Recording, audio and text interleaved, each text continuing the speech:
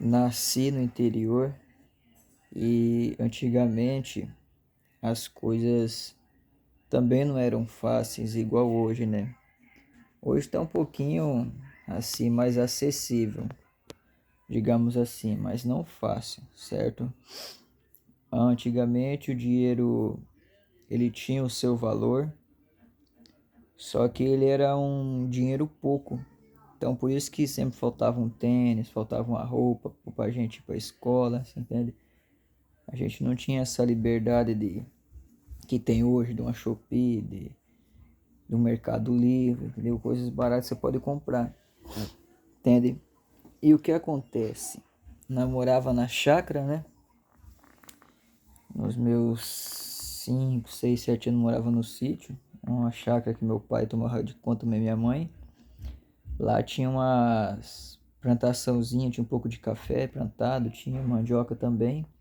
Minha mãe torrava café lá no sítio, né? Preparava, né? Colhia os cafés que tinha plantado e fazia o pó dele, né?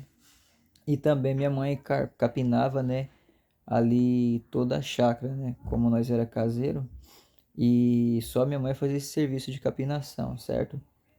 E assim também ela prestava um serviço para uma outra chácara que ela capinava também, deixava só na terra. E, e nessa época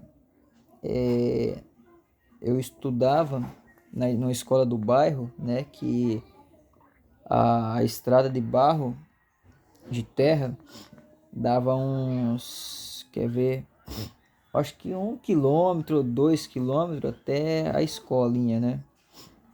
E eu estudei lá nesse bairro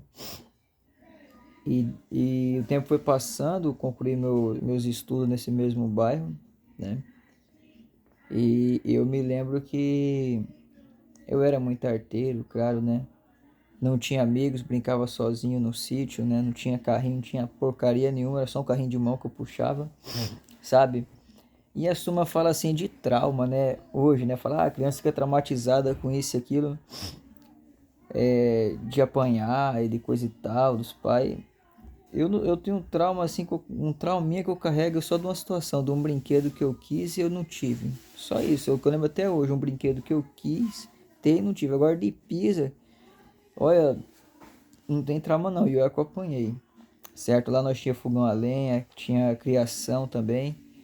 Lá nessa chácara aí meu pai chegou a plantar umas mudas de plantas, de plantas frutíferas, né?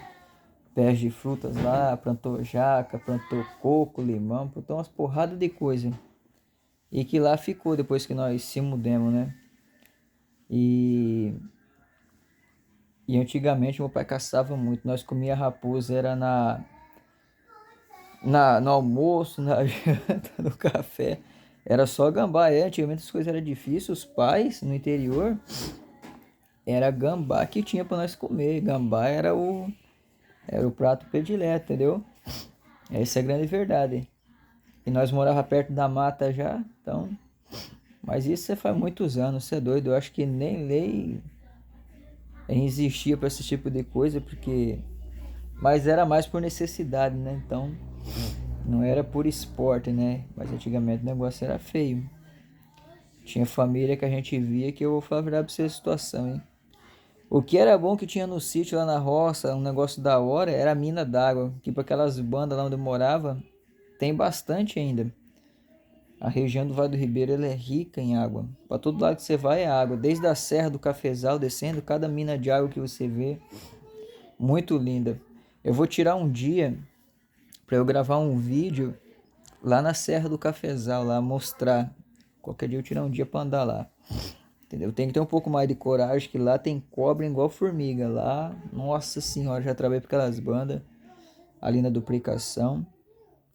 E lá o negócio é feio. Preciso tirar uns dias aí para andar, para mostrar algumas coisas da região, né? Nesse vídeo eu tô falando um pouco de como era a infância antigamente, as coisas, né? Eu comia café com farinha de milho, leite com farinha de mandioca. leite com arroz cozido, mesmo salgado, colocava no leite, comia. Nossa, eu gostava muito, sabe? Até hoje eu me lembro. Eu lembro uma vez que um galinheiro que nós tinha lá no sítio,